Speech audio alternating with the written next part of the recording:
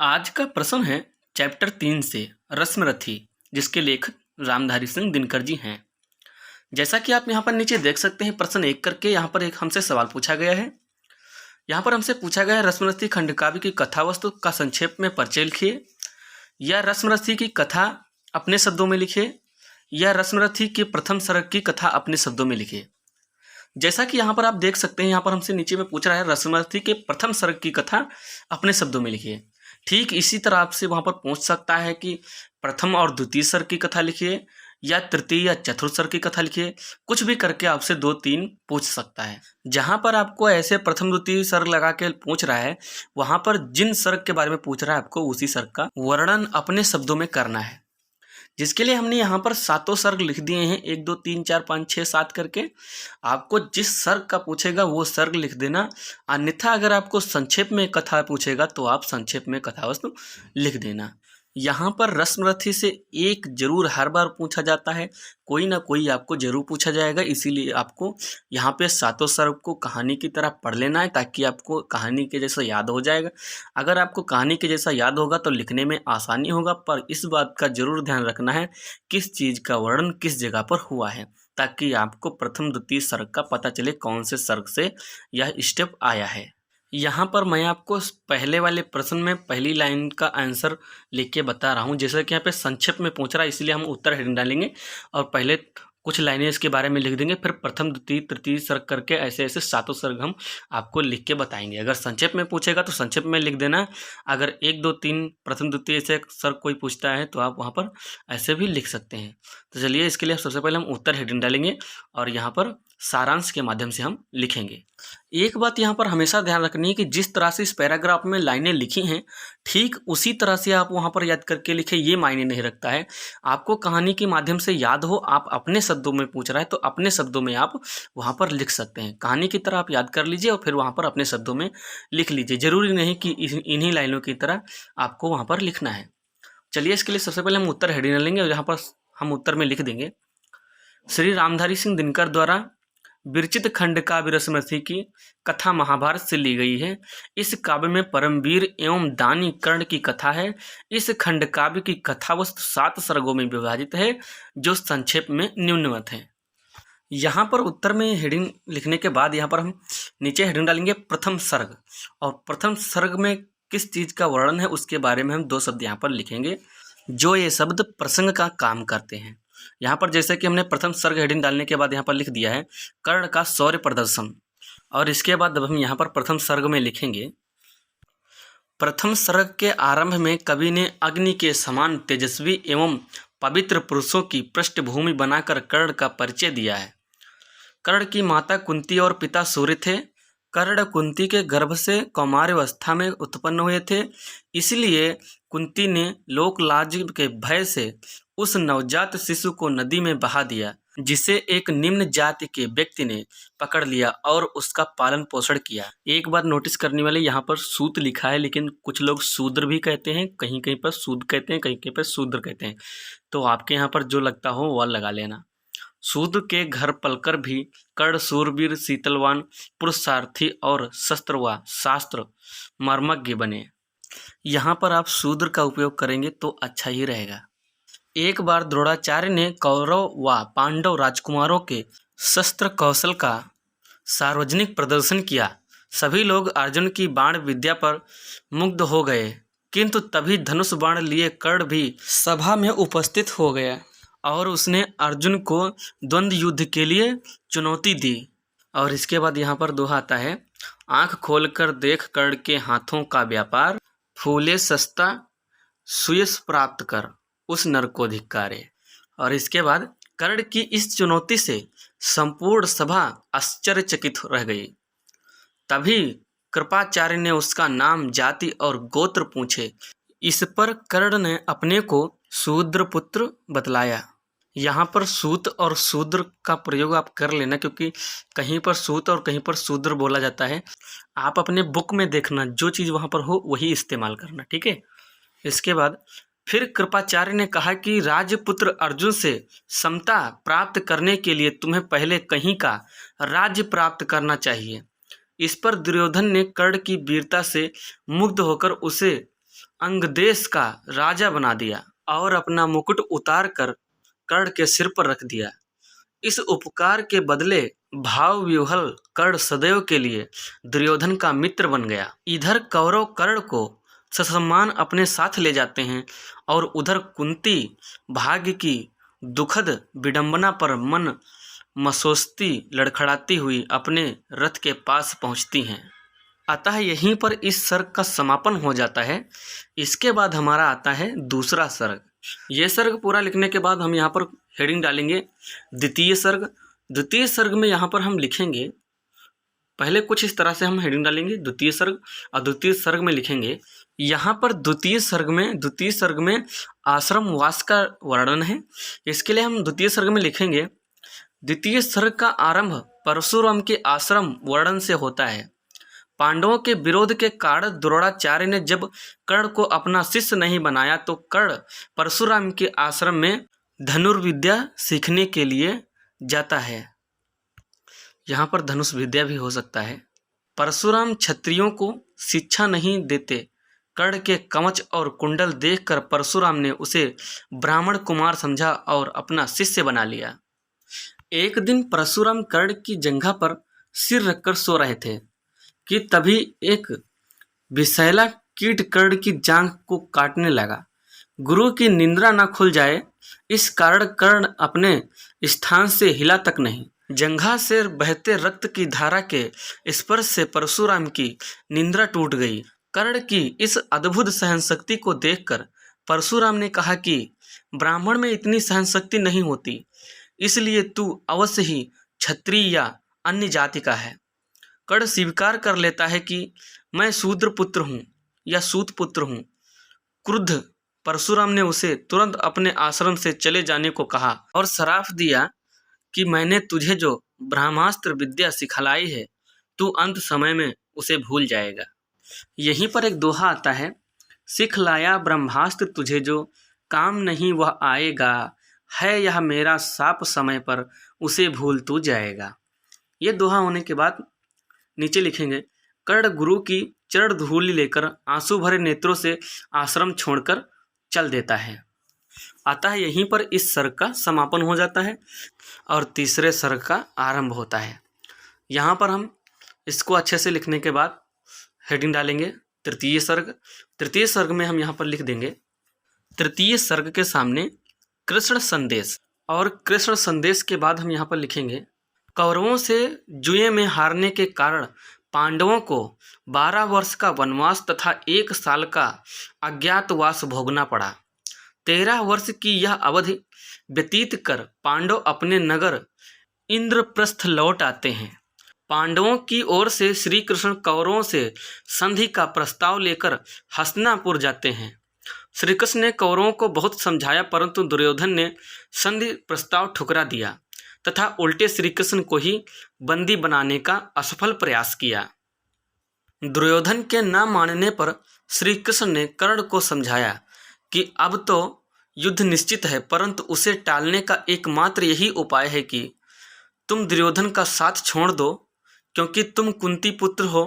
अब तुम ही इस भारी विनाश को रोक सकते हो। इस पर कर्ण आहत होकर व्यंग्यपूर्वक पूछता है कि आप आज मुझे कुंती पुत्र बताते हैं, उस दिन क्यों नहीं कहा था जब मैं जाति गोत्रहीन सूत पुत्र बना भरी सभा में अपमानित हुआ था।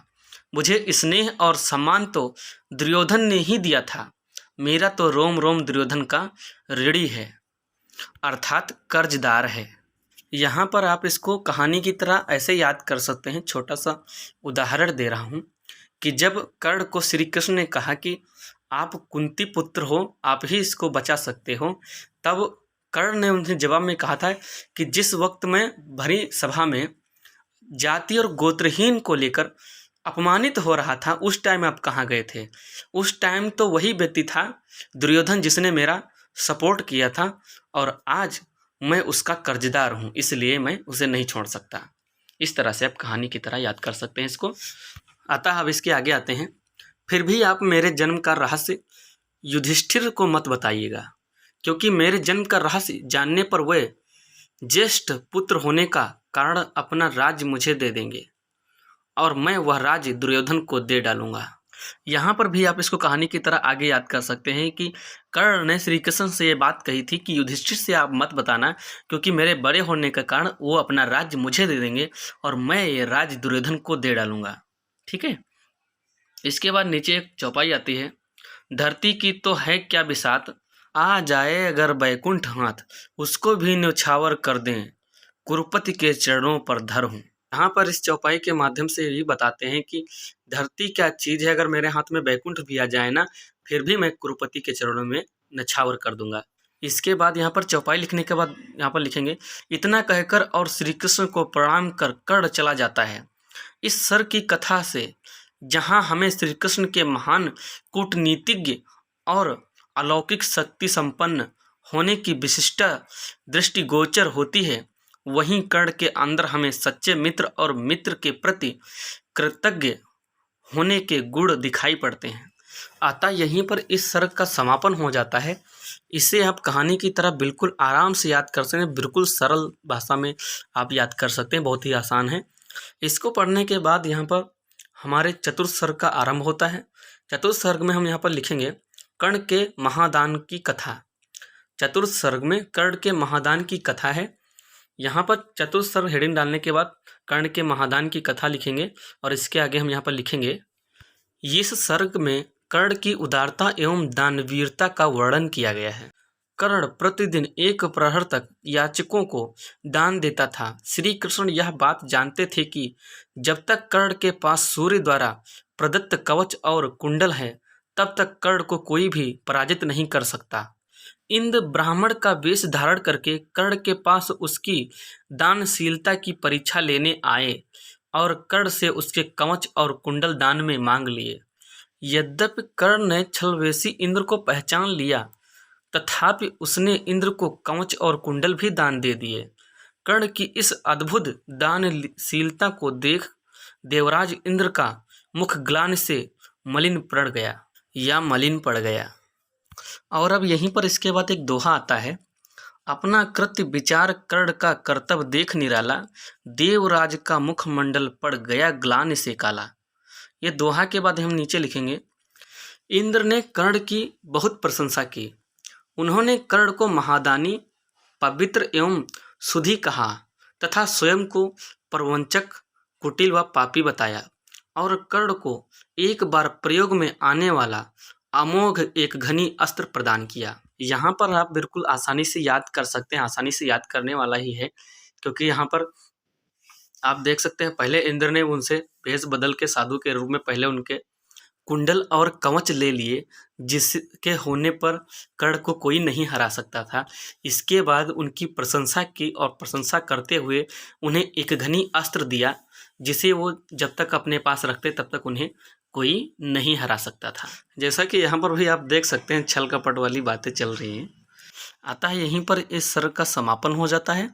इसके बाद हमारे पंचम सर्ग का आरंभ होता है। यहाँ पर हम लिखेंगे माता की विनती। हेडिंग डालने के बाद माता की विनती लिखेंगे और इसके बाद नीचे लिखेंगे, इस सर्ग का आरंभ कुंती की चिंता से होता है। कुंती इस कारण चिंतित हैं कि रण में मेरे पुत्र कर्ण और अर्जुन परस्पर युद्ध करेंगे। कुंती व्याकुल हो कर्ण से मिलने जाती हैं। उस समय कर्ण संध्या कर रहा था। आहट पाकर कर्ण का ध्यान टूट जाता है। उसने कुंती को प्रणाम कर उसका परिचय पूछा। कुंती ने बताया कि तू शूद्र पुत्र नहीं, मेरा पुत्र है। तेरा जन्म मेरी कोख से तब हुआ था जब मैं अविवाहित थी। मैंने लोक लाज के भय से तुझे मंजूषा में या पेटी में डाल दिया था। यहाँ पर भी इस सर्ग में एक याद करने का अच्छा तरीका है। आप ये याद रखना कि यहाँ पर माता की विनती का चिंतन हुआ है और इसमें ये याद रखना कि जब कुंती उनसे मिलने जाती हैं तो कर्ण उनसे उनका परिचय पूछता है। तब कुंती बताती हैं कि तुम शूद्र पुत्र नहीं हो, तुम मेरे कोख से जन्म लिए हुए हो, लेकिन मैं उस टाइम अविवाहित थी, इसलिए मैंने आपको पेटी में रखकर नदी में बहा दिया था। परंतु अब मैं यह सहन नहीं कर सकती कि मेरे ही पुत्र एक दूसरे से युद्ध करें। अतः मैं तुझसे प्रार्थना करने आई हूँ कि तुम अपने छोटे भ्राताओं के साथ मिलकर राज्य का भोग करो। यहाँ पर कुंती कर्ण से कहती हैं, मैं नहीं चाहती कि तुम लोग आपस में ही युद्ध करो, आप अपने भाइयों के साथ मिलकर राज्य संभालो, राज्य चलाओ। तब कर्ण अपनी माता से कहते हैं, कर्ण ने कहा कि मुझे अपने जन्म के विषय में सब कुछ ज्ञात है, परंतु मैं अपने मित्र दुर्योधन का साथ कभी नहीं छोड़ सकता। असहाय कुंती ने कहा कि तू सबको दान देता है, क्या अपनी माँ को भीख नहीं दे सकता? कर्ण ने कहा कि माँ, मैं तुम्हें एक नहीं 4 पुत्र दान में देता हूँ। मैं अर्जुन को छोड़कर तुम्हारे किसी पुत्र को नहीं मारूंगा। यदि अर्जुन के हाथों मैं मारा गया तो तुम 5 पुत्रों की माँ रहोगी ही, परंतु यदि मैंने युद्ध में अर्जुन को मार दिया तो विजय दुर्योधन की होगी और मैं दुर्योधन का साथ छोड़कर तुम्हारे पास आ जाऊंगा, तब भी तुम 5 पुत्रों की ही माँ रहोगी। कुंती निराश मन लौट आती हैं। अतः यहीं पर इसके बाद एक दोहा आता है, हो रहा मौन राधे चरण को छूकर, 2 बिंदु अश्रु के गिरे दृगों से चूकर, बेटे का मस्तक संग बड़े ही दुख से, कुंती लौटी कुछ कहे बिना ही मुख से। एक बात यहाँ पर हमेशा ध्यान रखना कि दोहा और चौपाई आपको जरूर लिखनी है। दोहा में ही आपका सर्ग का जो आंसर है वही छुपा होता है, क्योंकि कॉपी चेक करने वाला जो एक बार दोहा पढ़ लिया उसको समझ में आ जाता है कि इसका सर्ग क्या है। अतः यहाँ पर इस दोहे के साथ इस सर्ग का समापन हो जाता है और षष्ठ सर्ग का आरंभ होता है। षष्ठ सर्ग मतलब छठा सर्ग। यहाँ पर कुछ इस तरह से षष्ठ सर्ग हेडिंग डालेंगे। इसके बाद लिखेंगे शक्ति परीक्षण। शक्ति परीक्षण के बाद नीचे लिखेंगे, युद्ध में आहत भीष्म सरसैया पर पड़े हुए हैं, कर्ण उनसे युद्ध हेतु आशीर्वाद लेने जाता है। भीष्म पितामह उसे नरसंहार रोकने के लिए समझाते हैं, परंतु कर्ण नहीं मानता और भीषण युद्ध आरंभ हो जाता है। कर्ण अर्जुन को युद्ध के लिए ललकारता है, किंतु श्री कृष्ण अर्जुन का रथ कर्ण के सामने ही नहीं आने देते, क्योंकि उन्हें भय है कि कर्ण एक अग्नि का प्रयोग करके अर्जुन को मार देगा। अर्जुन को बचाने के लिए श्री कृष्ण ने भीमपुत्र घटोत्कच को युद्ध भूमि में उतार दिया। घटोत्कच ने घमासान युद्ध किया, जिससे कौरव सेना अहितराही कर उठी। अनंतः दुर्योधन ने कर्ण से कहा, हे वीर, बिलपते हुए सैन्य का अचिर किसी विधि त्राण करो, जब नहीं अन्य गति आंख मूंद एक घनी का संधान करो। अरिका मस्तक है दूर, अभी अपनों के शीश बचाओ तो, जो मरण पास है पड़ा प्रथम उससे हमें छुड़ाओ तो। ये चौपाई आपको वहाँ पर जरूर लिखनी है। और इसके बाद हम यहाँ पर आगे लिखेंगे, कर्ण ने भारी नरसंहार करते हुए घटोत्कच पर एक घनी का प्रयोग कर दिया, जिससे घटोत्कच तो मारा गया। घटोत्कच पर एक घनी का प्रयोग हो जाने से अर्जुन अभय हो गया। आज युद्ध में विजयी होने पर भी कर्ण एकत्री का प्रयोग हो जाने से स्वयं को मन ही मन पराजित सा मान रहा था।